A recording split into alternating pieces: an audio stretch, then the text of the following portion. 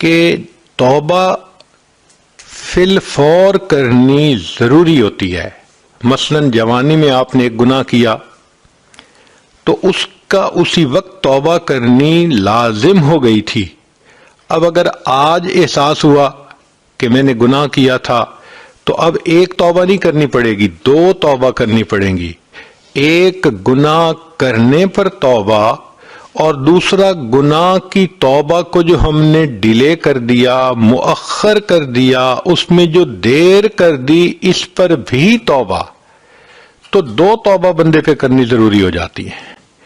تیسرا یہ کہ انسان اپنے نفس پہ اعتماد نہ کرے، کبھی بھی نہ سوچیں کہ جی بس میں نے اس کے ساتھ میل جول چھوڑ دیا ہے، بس کبھی ایسے ہی سلام دعا ہو جاتی ہے۔ نہ، جب کسی لڑکی کو دیکھا کہ وہ دین کے راستے پہ نہیں، برائی کی طرف کھینچتی ہے، تو آپ اللہ کی رضا کے لیے اس کو چھوڑ دیں۔ اپنے نفس پہ اعتماد نہ کریں کہ میں تو صرف سلام کرتی ہوں، آج سلام کریں گی، کل کرام کریں گی، پرسوں اس جیسے کام کریں گی۔ تو اس لیے اپنے نفس پہ اعتماد نہ کریں۔ پھر حقوق اللہ کو پورے کریں۔ نماز روزہ اگر رہتے ہیں تو ان کی قضا ادا کریں۔ حقوق العباد ہوں تو ان کو ادا کریں یا ان کو معاف کروائیں۔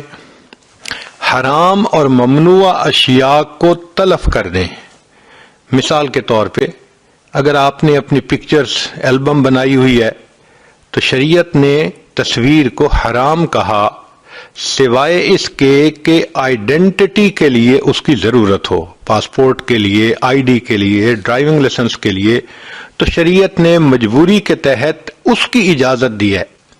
حج عمرے پہ جانا ہے، اس کی اجازت دی ہے۔ لیکن یہ جو ہم لذت کی خاطر، انجوائے کرنے کی خاطر، فن کی خاطر تصویریں بناتے ہیں، اور بالخصوص شادی بیاہ پر عورتیں جو دلہن بن کے اپنی تصویریں کھنچواتی ہیں، یہ شرعاً حرام ہوتی ہیں۔ تو ایسی تصویروں کا تلف کرنا یہ بھی فرض ہو جاتا ہے۔ یا اگر کسی لڑکی کے کہیں ناجائز تعلقات رہے اور اس مرد نے کوئی چیزیں اس کو گفٹ کے طور پہ دیں، تو ان ناجائز چیزوں کا تلف کرنا اس پر ضروری۔ خط لکھے ہوئے ہیں، کارڈ بھیجے ہوئے ہیں، سب کو پھاڑ دے، آگ میں ڈال دے، اللہ کی رضا کے لیے۔ حرام مال سے پرورش پانے والے بدن کو نیکی میں استعمال کریں، نیک دوست بنائیں، اور توبہ پہ پکا رہنے کے لیے تائبین کے واقعات کو پڑھتی رہیں، یاد کرتی رہیں، تاکہ انسان کی ہمت بلند رہے۔ چنانچہ غامدیہ قبیلہ کی ایک عورت نبی علیہ الصلوۃ والسلام کی خدمت میں حاضر ہوئی، کہنے لگی اے اللہ کے حبیب صلی اللہ علیہ وسلم، مجھ سے بڑا گناہ سرزد ہو گیا ہے، آپ مجھے پاک کر دیجئے۔ وہ عورت یہ جانتی تھی کہ ایک ہوتی ہے پیشاب پخانے کی ناپاکی، یہ پانی بہانے سے دھل جاتی ہے، ایک ہوتی ہے گناہ کبیرہ کی ناپاکی، یہ ناپاکی توبہ کے بغیر نہیں دھلتی۔ مثال کے طور پہ جس بندے نے زنا کا ارتکاب کیا، وہ 70 مرتبہ بھی غسل کر لے تو وہ پاک نہیں ہو سکتا جب تک کہ زنا سے توبہ نہیں کرے گا۔ وہ ظاہری بدن تو پاک ہو گیا، وہ نماز بھی پڑھ سکتی ہے، تلاوت بھی کر سکتی ہے، لیکن جو حقیقتاً اس کا بدن ہے وہ ناپاک ہے۔ تو اللہ رب العزت نے ہر عورت کو پاک دنیا میں پیدا کیا ہے، خاوند کے ساتھ رہے تو شرعاً جائز اس کا بدن پاک رہتا ہے۔ جس عورت کے جسم کو غیر محرم نے غیر شرعی طریقے سے ہاتھ لگائے، اس عورت کا جسم پولیوٹڈ ہو گیا، ناپاک ہو گیا۔ اگر فقط ہاتھ لگانا تک تھا تو تھوڑا ناپاک، اور اگر زنا کا ارتکاب تھا تو پورا جسم ناپاک۔ اب یہ ناپاکی توبہ کے بغیر نہیں دھل سکتی۔ چنانچہ ہمارے لیے اللہ رب العزت نے یہ واقعہ صادر کروایا کہ وہ خاتون نبی علیہ السلام سے آ کر عرض کرتی ہے اللہ کے حبیب مجھے پاک کر دیجئے۔ نبی علیہ السلام نے دوسری طرف دیکھ لیا، اس نے ادھر سے آ کے پھر یہی بات کی۔ آپ صلی اللہ علیہ وسلم نے تیسری طرف دیکھا، اس نے تیسری طرف آ کر یہی بات کی۔ جب اس نے 4 مرتبہ اقرار کر لیا کہ مجھ سے بڑا گناہ سرزد ہو گیا، تو نبی علیہ السلام نے فرمایا تجھے وہم ہو گیا ہوگا۔ وہ کہنے لگی اے اللہ کے حبیب صلی اللہ علیہ وسلم میں حاملہ ہوں، مجھے حمل ہو گیا، اس لیے میں پکی بات کر رہی ہوں۔ تو نبی علیہ السلام نے فرمایا اچھا تم جاؤ، اور جب تمہارے ہاں بچے کی ولادت ہو جائے تب میرے پاس آنا۔ یہ عورت واپس گھر آ گئی۔ اب اس کے پاس گڈ 9 منتھ تھے۔ ان 9 مہینوں میں یہ اپنی رائے بھی بدل سکتی تھی، یہ کسی دوسری بستی میں جا کے رہ سکتی تھی، یہ چلی جاتی وہاں سے، کوئی اس کے پیچھے پولیس تو نہیں پڑی ہوئی تھی، مگر یہ اپنی ضمیر کی قیدی تھی۔ اس کا ضمیر اس کو جھنجھوڑ رہا تھا، ملامت کر رہا تھا کہ دیکھو تم ناپاک ہو چکی ہو، اب اسی حال میں اگر تم مر گئی تو قیامت کے دن تمہیں ناپاک کھڑا کیا جائے گا۔ اور حدیث پاک کا مفہوم ہے کہ جو عورت زنا سے توبہ کیے بغیر مرے گی، قیامت کے دن اس بے پردہ عورت کو اللہ تعالیٰ نہیں دیکھیں گے۔ تو اس کے دل میں یہ تھا کہ اللہ میری طرف دیکھنا بھی پسند نہیں کریں گے، میری شکل بھی نہیں دیکھیں گے، مجھے پاک ہونا ہے۔ نہ اس کو دن میں چین تھا، نہ اس کو راحت میں سکون تھا۔ یہ 9 مہینے اس نے پیچ و تاب میں گزارے، زمین اپنی پوری فراخی کے باوجود اس پہ تنگ ہو گئی تھی، وقت نہیں گزرتا تھا، وہ دعا مانگتی تھی میں جلدی فارغ ہو جاؤں بچے والی امانت سے، اور میں پاک ہونا چاہتی ہوں۔ جب بچے کی ولادت ہوئی، وہ بچے کو لے کے نبی اسلام کی خدمت میں حاضر ہوئی۔ اے اللہ کے حبیب صلی اللہ علیہ وسلم میرے ہاں بیٹا پیدا ہو گیا ہے۔ نبی اسلام نے فرمایا اچھا اس کو دودھ پلاؤ۔ اب دودھ پلانا 1.5 سے 2 سال کا معاملہ ہے۔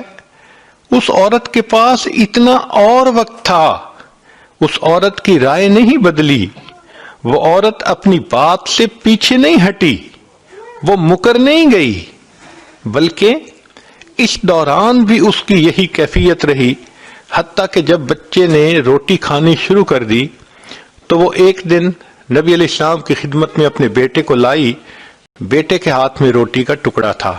اے اللہ کے حبیب صلی اللہ علیہ وسلم میرے بیٹے نے اب روٹی کھانی شروع کر دی، دودھ اس نے بند کر دیا۔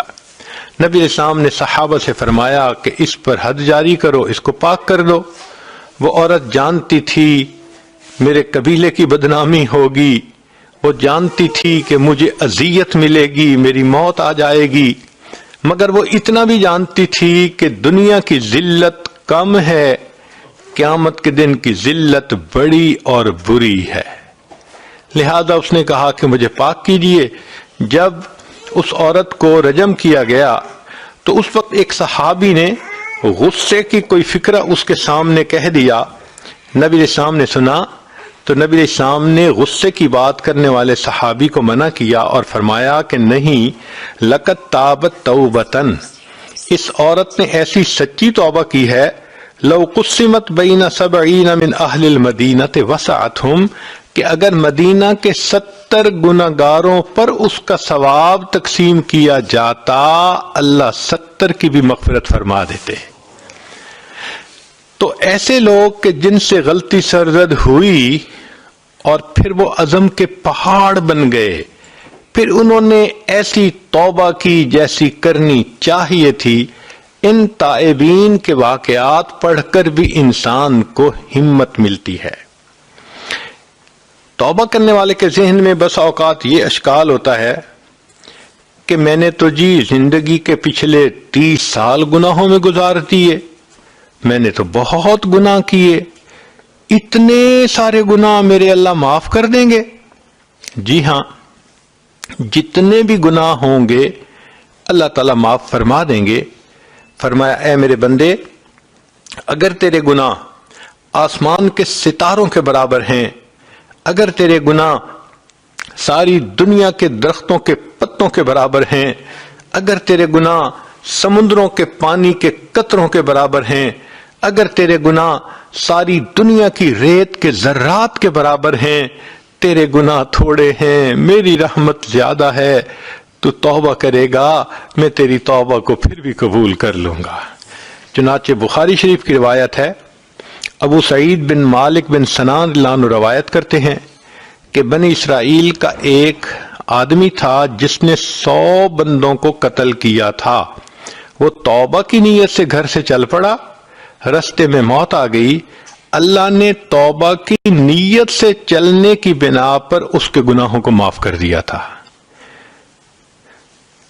کبھی ذہن میں یہ سوال پیدا ہوتا ہے کہ جی بد کردار مجھ پر چڑھائی کرتے ہیں، اور جی میں تو گناہوں سے بچتی ہوں، مگر وہ جو بندہ ہے نا وہ میرا پیچھا نہیں چھوڑتا، کالیں کرتا ہے، میسج کرتا ہے، میں نے تو سم بھی بدل لی، پھر کہیں سے اس نے میرا نمبر تلاش کر لیا، میں کیا کروں؟ بھئی بات سیدھی ہے کہ جب آپ نے توبہ کر لی، اب کوئی آپ کو گناہ پہ مجبور کیسے کر سکتا ہے؟ صحابہ رضی اللہ عنہم کے واقعات دیکھیے۔ کعب بن مالک رضی اللہ عنہ ایک صحابی ہیں، ایک سفر میں نبی علیہ السلام کے ساتھ جانے میں دیر ہو گئی تھی، تو نبی علیہ السلام نے اس کا معاملہ اللہ کے سپرد کر دیا تھا کہ تم اللہ سے معافی مانگو، جب تمہاری معافی کی خبر آ گئی تو ہم آپ سے بولنا شروع کر دیں گے، اور سب ایمان والوں کو کہا کہ ان دنوں ان سے گفتگو نہ کریں۔ وہ کہتے ہیں کہ خود میری بیوی مجھ سے بات نہیں کرتی تھی، اور میرے اوپر عجیب ڈپریشن کی کنڈیشن تھی، 1 دن نہیں، 2 دن نہیں، 50 دن کا تقریباً یہ لمبا معاملہ تھا۔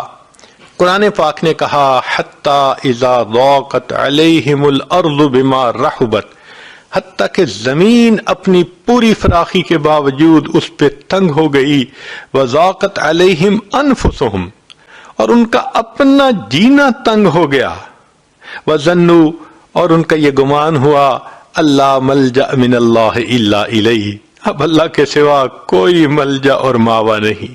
کہتے ہیں اس وقت میرے ذہن میں یہ خیال آتا تھا کہ اللہ کے پیارے حبیب صلی اللہ علیہ وسلم مجھ سے خفا ہیں، اگر اس دوران میری موت آ گئی تو میرا حشر میں انجام کیا ہوگا؟ اور کبھی یہ خیال آتا کہ اگر اس دوران نبی علیہ السلام نے پردہ فرما لیا تو پھر میں قیامت کے دن اللہ کو کیا چہرہ دکھاؤں گا؟ تو مجھے سکون نہیں تھا، میں بہت غم زدہ تھا۔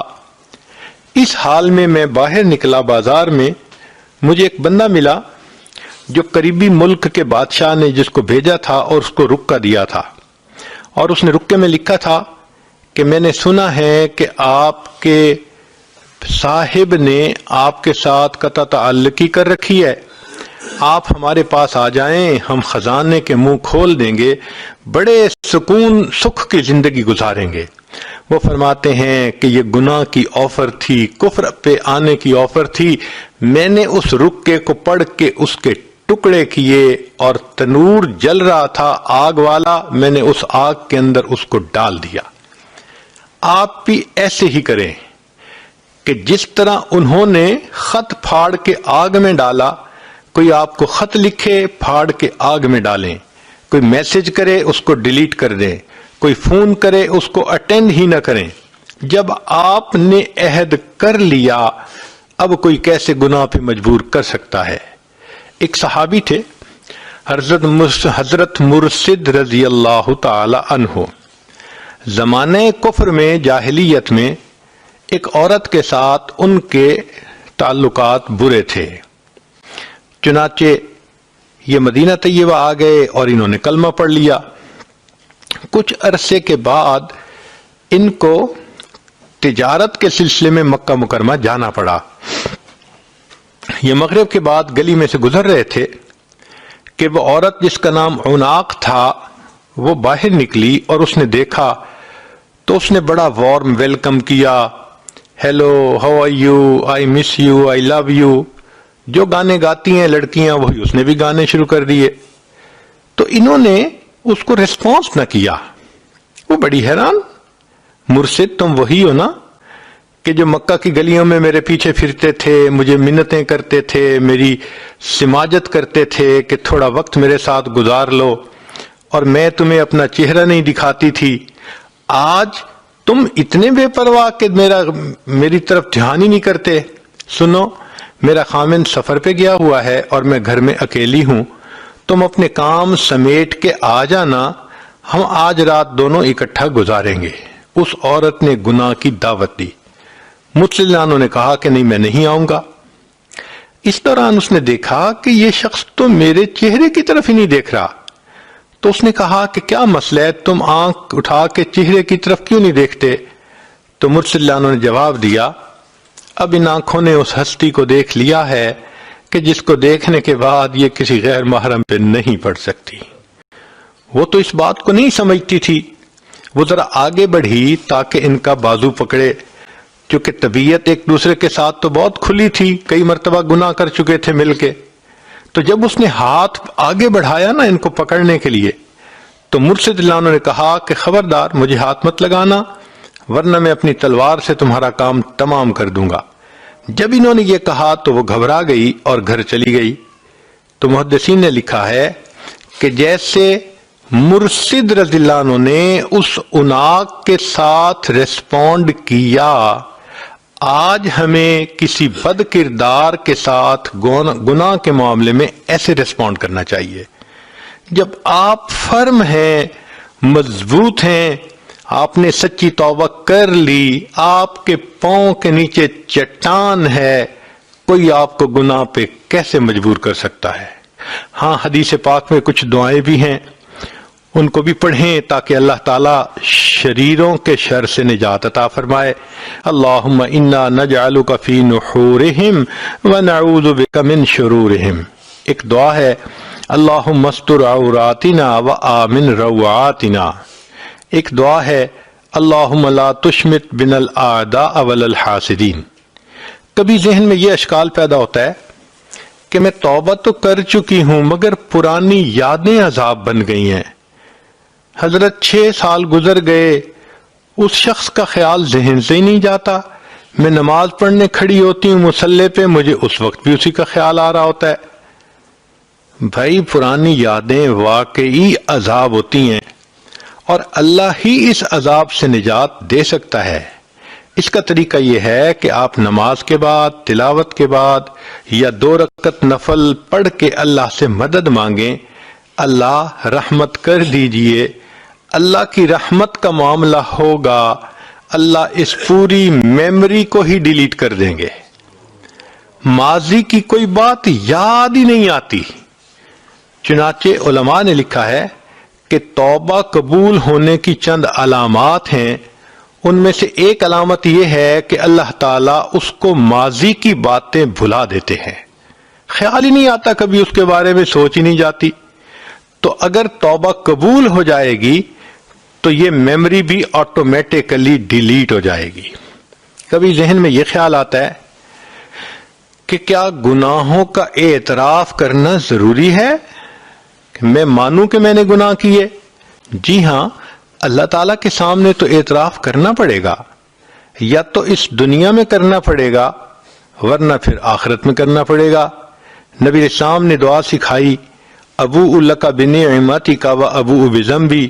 اے اللہ، میں آپ کی نعمتوں کا بھی اعتراف کرتا ہوں اور میں اپنے گناہوں کا بھی اعتراف کرتا ہوں. تو رب کے سامنے تو اعتراف کرنا ضروری ہے. جو دنیا میں نہیں کرے گا تو پھر وہ جہنم میں جا کے کرے گا. قرآن پاک میں فرمایا کہ جہنمی کہیں گے فَاعْتَرَفُوا بِذَنبِهِمْ فَسُحْقًا لِّأَصْحَابِ السَّعِيرِ. وہ اپنے گناہوں کا اعتراف کریں گے. بربادی ہے، ناس ہے ان جہنم والوں کے لیے. تو دیکھیے، یا تو دنیا میں اعتراف کرنا پڑے گا، ورنہ پھر جہنم میں جا کے تو اعتراف کرنا ہی پڑے گا.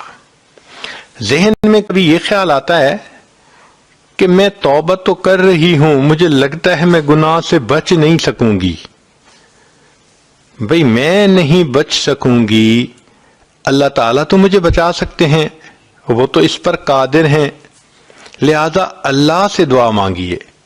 ہم نے دیکھا ہے کہ جو بندہ خود توبہ پہ پکا نہ رہ سکے، توبہ کرے پھر توڑے، توبہ کرے پھر توڑے، اس کا حل یہ ہوتا ہے کہ کسی اللہ والے کے ساتھ مل کر توبہ کے کلمات پڑھ لے.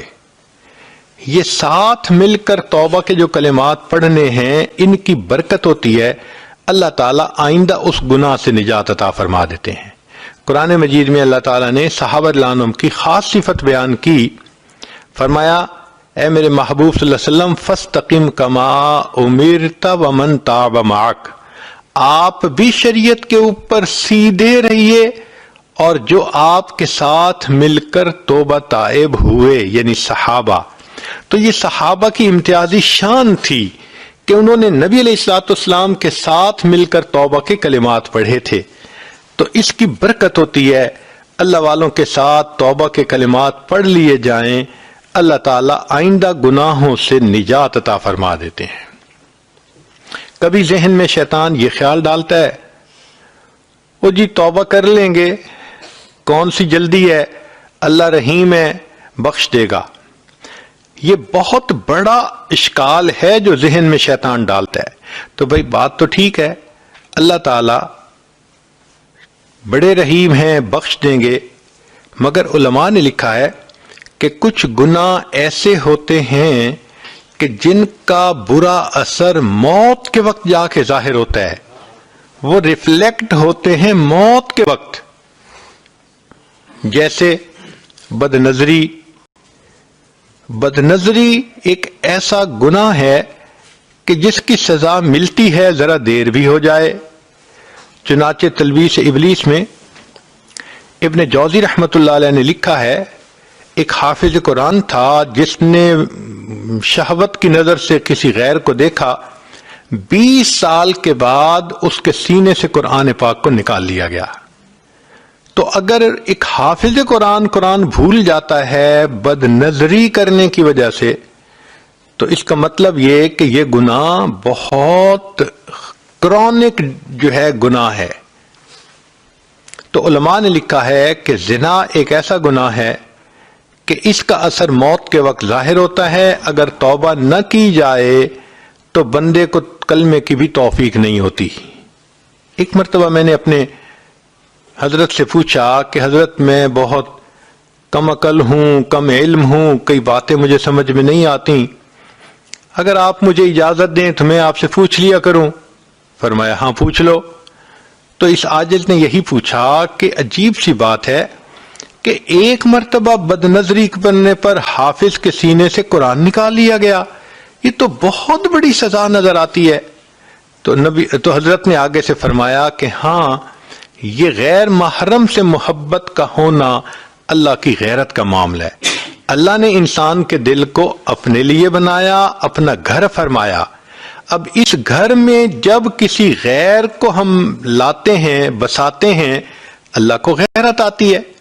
آپ دیکھیں نا ذرا، آپ کا گھر ہے، آپ کے بیوی 2 بچے ساتھ رہ رہے ہیں، اب اس گھر میں کوئی اور غیر گھس آئے کہ جی میں نے یہیں رہنا ہے، تو آپ کا کیا حال ہوگا؟ کبھی برداشت نہیں کر سکیں گے. تو اگر ہمارے گھر میں کوئی غیر مرد گھسنے کی کوشش کرے، ہم سے برداشت نہیں ہوتا. یہ دل اللہ کا گھر ہے، اب اس دل میں اگر کوئی عورت کسی مرد کو گھسا لے تو پھر اللہ تعالیٰ کو غیرت آئے گی نا. یہ جو ہے نا غیر محرم سے میسیجز کرنا، فون پہ باتیں کرنا، غلط تعلق جوڑ لینا، یہ اللہ تعالیٰ کی غیرت اس پر بڑھتی ہے اور اس کا پھر انسان کو وبال ہوتا ہے. اس لیے ایک نصیحت کی بات یاد رکھنا کہ جب آپ کسی کو کہیں نا آئی لو یو، تو 10 دفعہ سوچنا. اگر تو شرعی تعلق ہے، امی کو کہا، ابو کو کہا، خامند کو کہا، بچے کو کہا، تو پھر تو ٹھیک ہے. لیکن اگر یہ غیر شرعی تعلق تھا اور آپ نے زبان سے کہہ دیا آئی لو یو، تو انتظار کریں کہیں ایسا نہ ہو کہ اللہ کہہ دے I do not love you. پھر کیا ہوگا؟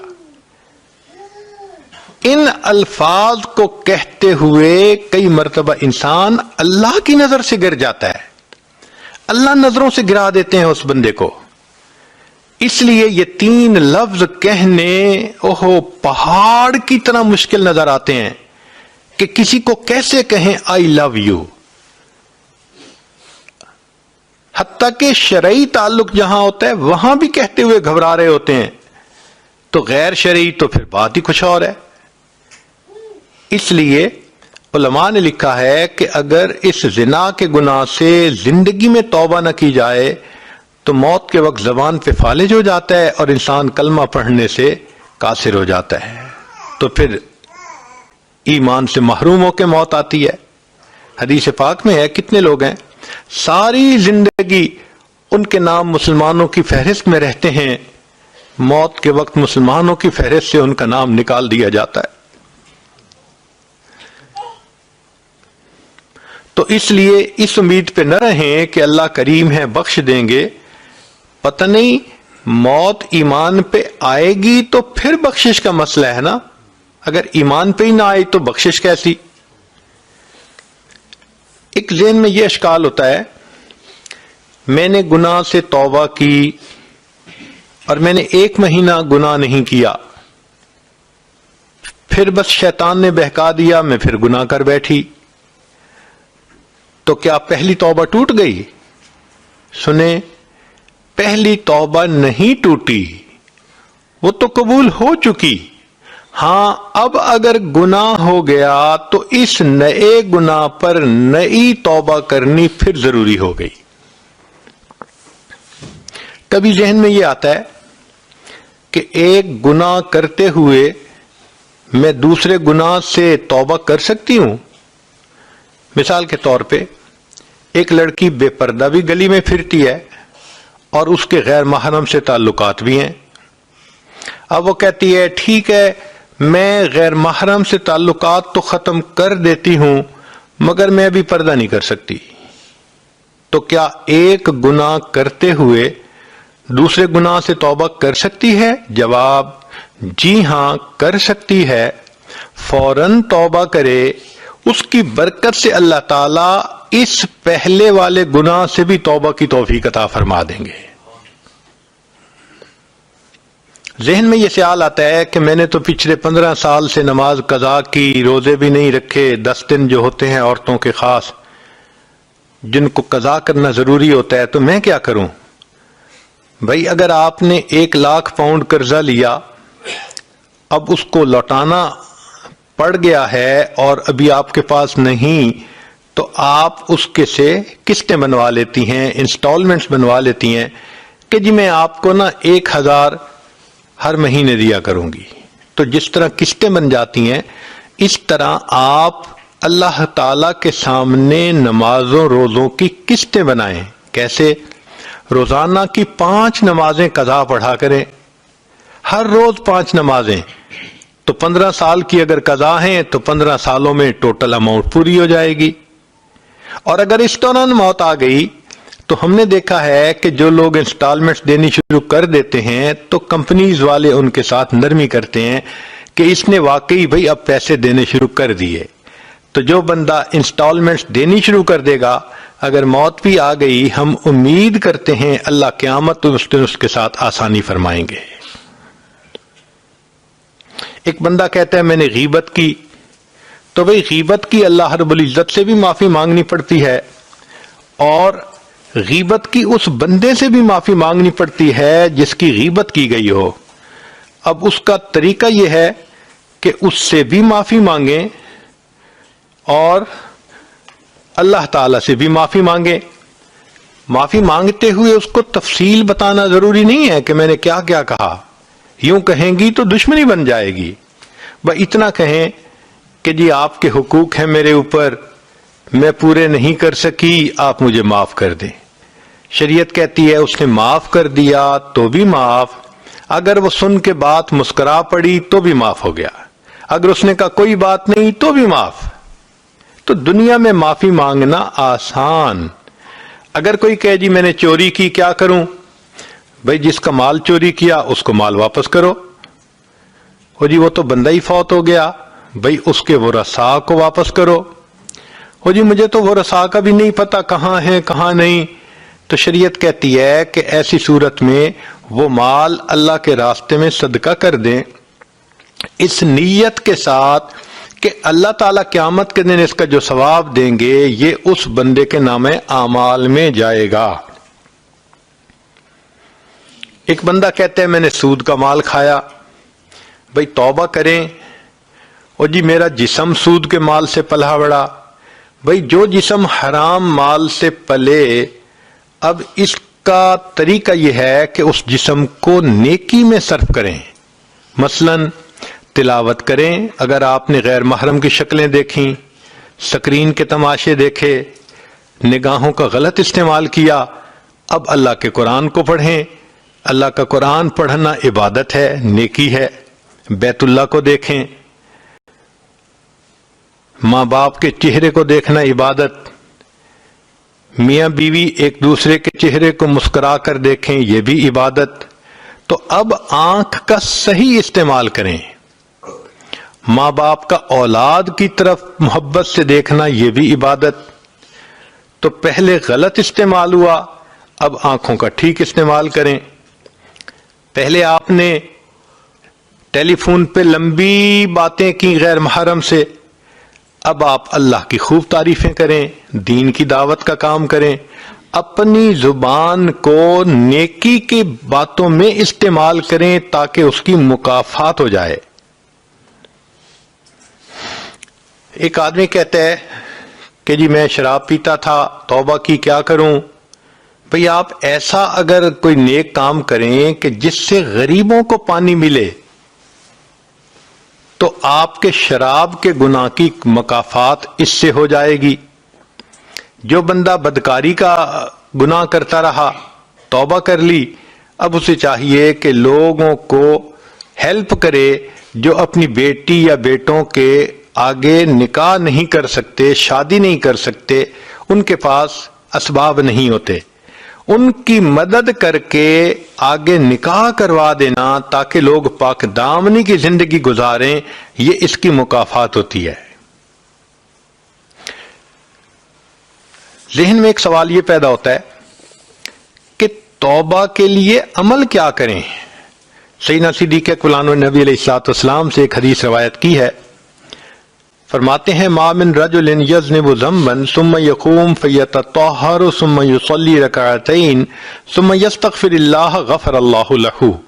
اگر کوئی بندہ گناہ کر بیٹھے، اس کو چاہیے کہ وضو کرے، پھر 2 رکعت صلاۃ الحاجت پڑھے اور پھر استغفار کرے، اللہ تعالیٰ اس کے گناہوں کو معاف فرما دیتے ہیں۔ آخری بات، ذہن میں یہ بات آتی ہے کہ انسان اگر توبہ کرے تو کس کیفیت کے ساتھ توبہ کرے، یہ سب سے اہم نکتہ ہے، کیونکہ جتنا گڑ گڑا کے عاجزی سے، زاری سے اللہ تعالیٰ کے سامنے فریاد کریں گے، اتنا جلدی اللہ تعالیٰ توبہ کو قبول فرما لیں گے۔ چنانچہ وہب بن منبہ رحمۃ اللہ علیہ ایک بزرگ گزرے ہیں، پہلے عیسائی تھے، پھر کلمہ پڑھ کے مسلمان ہو گئے۔ تو ان کا یہ واقعہ ہے، انہوں نے بتلایا کہ بنی اسرائیل میں ایک نوجوان تھا جو بہت بدکاری کرتا تھا، بستی والے تنگ آ گئے تھے، حتیٰ کہ انہوں نے سوچا کہ اب اگر اس نے بدکاری کی تو ہم اس کو پہلے تو ٹھکائی کریں گے، مار پیٹ کریں گے، پھر اس کو دھکے دے کر شہر سے نکال دیں گے، یہ یہاں رہنے کے قابل نہیں۔ وہ کچھ عرصہ تو گناہ سے بچا رہا اور بالآخر اس نے پھر وہی گناہ کر لیا۔ بستی والوں نے خوب پٹائی کی اور اس کو ذلیل و رسوا کر کے دھکے دے دے کے شہر سے باہر نکال دیا۔ اس زمانے میں شہر چھوٹے ہوتے تھے تو شہروں کے گرد 4 دیواری بنی ہوتی تھی۔ شہر کے دروازے کے سامنے ویرانہ سا تھا جہاں چند درخت تھے، وہ نوجوان وہاں جا کے رہنے لگا۔ نہ کھانا تھا، نہ پینا تھا، نہ رہنے سونے کی کوئی جگہ تھی۔ اس دوران لگتا ہے کہ اس کو بخار آ گیا۔ بیماری بھی ہو اور دوائی نہ ہو تو بیماری ایگریویٹ ہو جاتی ہے، یا موسم اگر سخت زیادہ ہو، زیادہ سردی ہو تو بیماری اور بڑھ جاتی ہے۔ اس کے ساتھ بھی کوئی ایسا ہی معاملہ ہوا، حتیٰ کہ اس کی موت کا وقت آ گیا۔ اب جب اس کی موت کا وقت آ گیا تو ذرا پورا واقعہ سنیے کہ معاملہ ہوا کیا۔ کان فی زمن موسیٰ علیہ الصلوۃ والسلام شاب عاتن، موسیٰ علیہ السلام کے زمانے میں ایک نوجوان تھا جو سرکش تھا، مسرف علی نفسہ، اپنی جان پہ بڑا ظلم کرتا تھا، فاخرجوہ من بینہم لسوء فعلہ، چنانچہ بنی اسرائیل والوں نے اس کو اس کی بدکاری کی وجہ سے بستی سے نکال دیا تھا، فحضرت الوفات فی خربۃ علی باب البلد، شہر کے دروازے کے سامنے اس ویرانے میں بالآخر اس کو موت کا وقت آ گیا۔ فأوحى اللہ تعالی الی موسیٰ علیہ السلام، اللہ تعالیٰ نے موسیٰ علیہ السلام کی طرف وحی نازل فرمائی اور کہا کہ اے میرے پیارے پیغمبر علیہ السلام، ان ولی من اولیائی حضرہ الموت، میرے اولیاء میں سے ایک ولی کو موت آ گئی ہے، فاحذرہ، آپ جائیے، وغسلہ، اس کو غسل دیجئے، وصلی علیہ، اور اس کا نماز جنازہ پڑھیے۔ اللہ اکبر، اتنا بدکار قسم کا نوجوان، اور اللہ اس کے بارے میں وحی نازل فرماتے ہیں موسیٰ علیہ السلام کو کہ میرے اولیاء میں سے ایک ولی کی موت آ گئی ہے۔ اللہ تیری رحمت پہ قربان جائیں، آپ کی رحمت کی ایک نظر پڑتی ہے، بندے کے گناہ نیکیوں میں تبدیل ہو جاتے ہیں۔ آپ فاسق فاجر کو چاہیں تو ایک لمحے میں اپنا ولی بنا سکتے ہیں۔ اللہ رب العزت نے موسیٰ علیہ السلام کی طرف یہ نازل فرمائی کہ فاحذرہ، اب آپ اس کے پاس جائیے، وغسلہ، اور اس کو غسل دیجئے، وصلی علیہ، اور اس کا نماز جنازہ پڑھیے، وَقُلْ لِمَنْ كَثُرَ عِصْيَانُهُ، اور اعلان کر دیجئے بنی اسرائیل میں کہ جس شخص کے گناہ بہت زیادہ ہوں، یحضر جنازتہ، وہ آ کر اس شخص کا نماز جنازہ پڑھ لے، لِأَغْفِرَ لَهُمْ، میں جنازہ پڑھنے والوں کے بھی گناہ کو معاف کر دوں گا۔ اللہ اکبر کبیرہ۔ جب موسیٰ علیہ السلام پر یہ وحی اتری تو فنادا موسیٰ علیہ السلام فی بنی اسرائیل، موسیٰ علیہ السلام نے بنی اسرائیل میں اعلان کروا دیا، لوگو، اللہ کے اولیاء میں سے ایک ولی کی وفات ہوئی، جو جنازہ پڑے گا زندگی کے سارے گناہ معاف ہوں گے۔ فَكَثُرَ النَّاسِ، چنانچہ بنی اسرائیل کے لوگ بہت کثرت کے ساتھ وہاں آ گئے۔ فَلَمَّا حَضَرُوهُ، جب وہ وہاں آئے، عَرِفُوهُ، انہوں نے اس نوجوان کو پہچانا، فقالو، کہنے لگے، یا نبی اللہ، اے اللہ کے نبی علیہ الصلوۃ والسلام، ھذا ھو الفاسق، یہ تو وہی فاسق و فاجر شخص ہے، الذی اخرجناہ، جس کو ہم نے بستی سے نکال دیا تھا ذلیل و رسوا کر کے۔ فتعجب موسیٰ من ذالک، موسیٰ علیہ السلام اس بات پہ بڑا تعجب کرنے لگے کہ بات تو لوگوں کی بھی ٹھیک ہے۔ جب انہوں نے یہ کہا، فأوحى اللہ الیہ، اللہ نے موسیٰ علیہ السلام کی طرف وحی نازل فرمائی، صدقوا وہم شہدائی، الا انہ لما حضرتہ الوفات فی ہذہ الخربۃ نظر یمنۃ و یسرۃ، یہ لوگ موسیٰ علیہ السلام ٹھیک بات کر رہے ہیں، بندہ تو یہ وہی ہے، مگر معاملہ یہ ہوا کہ اس بدکار نوجوان کو جب اس ویرانے میں موت کا وقت آ گیا، نظر یمنۃ و یسرۃ، اس نے اپنے دائیں طرف دیکھا، اپنے بائیں طرف دیکھا، فلم یرا حمیما ولا قریبا، کوئی دوست اس کا پاس نہیں تھا، کوئی رشتہ دار اس کا پاس نہیں تھا، یہ تنے تنہا تھا۔ اس وقت اس نے مجھے پکارا، اللہ کوئی میرا یار ہوتا جو یاری کرتا، دلدار ہوتا دلداری کرتا، اللہ میری ماں میرے پاس ہوتی، میرے سر پہ شفقت کا ہاتھ رکھتی، میری بیوی میرے پاس ہوتی، وہ اللہ مجھے تسلیاں دیتی، میرا تو دنیا میں کوئی بھی میرے پاس نہیں، اللہ میں اکیلا ہوں۔ اللہ فرماتے ہیں، وَرَآ نَفْسَهُ وَحِيدَةً غَرِيبَةً، اور اس نے اپنے آپ کو دیکھا دھتکارا ہوا ہے، اکیلا ہے، ذلیلتاً، ذلت کے حال میں ہے منکسرتن، اور اس کا دل ٹوٹا ہوا تھا۔ اور سچی بات تو یہ ہے جس کا دل ٹوٹتا ہے پروردگار اس کو رحمت کی نظر سے دیکھتے ہیں۔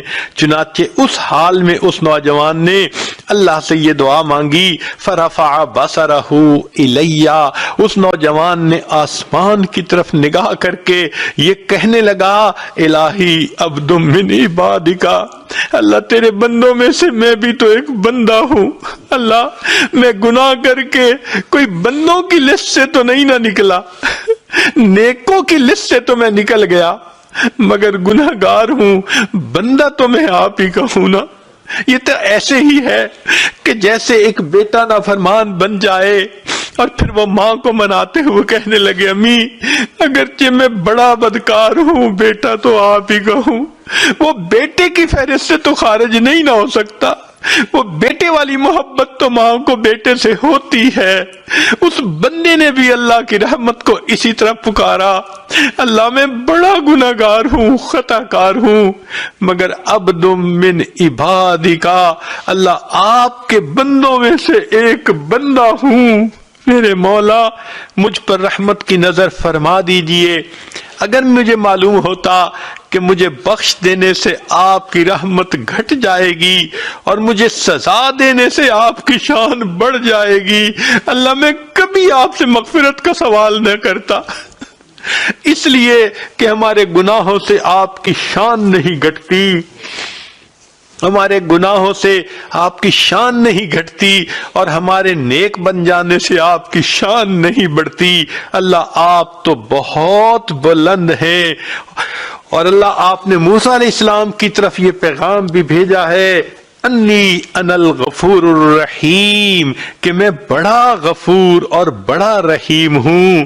اے اللہ جب آپ نے یہ پیغام بھیج دیا، فلا تخیب رجائی، اللہ میری امیدوں کو ناکام نہ کرنا۔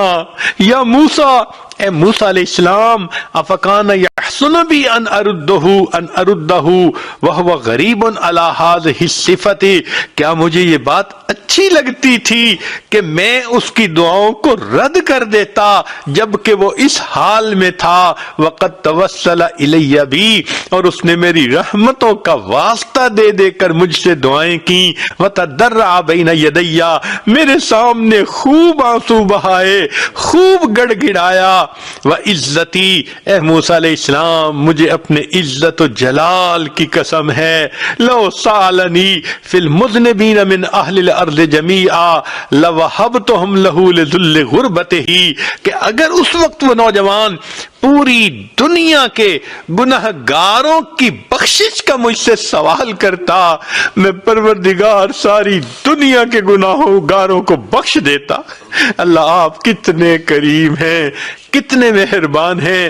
ایک بندے کی آپ کو توبہ اچھی لگتی ہے، ایک بندے پہ پیار آ جاتا ہے، آپ فرماتے ہیں اگر وہ میرے سامنے ساری دنیا کے گناہگاروں کی بخشش کی دعا کرتا، میں سب کے گناہوں کی بخشش فرما دیتا۔ پھر اس کے بعد رب کریم فرماتے ہیں، یا موسیٰ، اے موسیٰ علیہ السلام، انا کہف الغریب، میں پردیسی کی پناہ گاہ ہوتا ہوں، وحبیبہ، جس کا کوئی دوست نہیں ہوتا اس کا دوست میں پروردگار ہوتا ہوں، وطبیبہ، اور جس کی تیمارداری کرنے والا کوئی نہیں ہوتا اس کا تیماردار میں ہوتا ہوں، وراحمہ، اور جس پہ ترس کھانے والا کوئی نہیں ہوتا میں پروردگار اس پہ ترس کھا لیتا ہوں۔ آج ہم بھی اللہ سے یہی دعا کرتے ہیں، اے اللہ ہم پر ترس کھا لیجئے، ہم نے بہت گناہ کیے، ہم نے اپنی جانوں پہ ظلم کیا، اللہ آج احساس ہوا کہ ہم نے اپنے بدنوں کو ناپاک کیا ہوا ہے، اے کریم آج ہمارے بدن پاک فرما دیجئے، ہمیں قیامت کے ان کی ذلت سے بچا لیجئے۔ اللہ دو بندوں کے سامنے کی ذلت ہم سے برداشت نہیں ہوتی، قیامت کے دن ساری مخلوق کے سامنے کی ذلت کیسے برداشت ہوگی؟ اللہ دنیا کی دھوپ کی جو ہے گرمی ہم سے برداشت نہیں ہوتی، جہنم کی آگ کی گرمی ہم سے کیسے برداشت ہوگی؟ کریم آقا آج رحمت فرما دیجئے، ہمارے پچھلے گناہوں کو معاف کر دیجئے، آئندہ ہمیں نیکوکاری اور پرہیزگاری کی زندگی عطا فرمائیے۔ وآخر دعوا لا الہ الا اللہ لا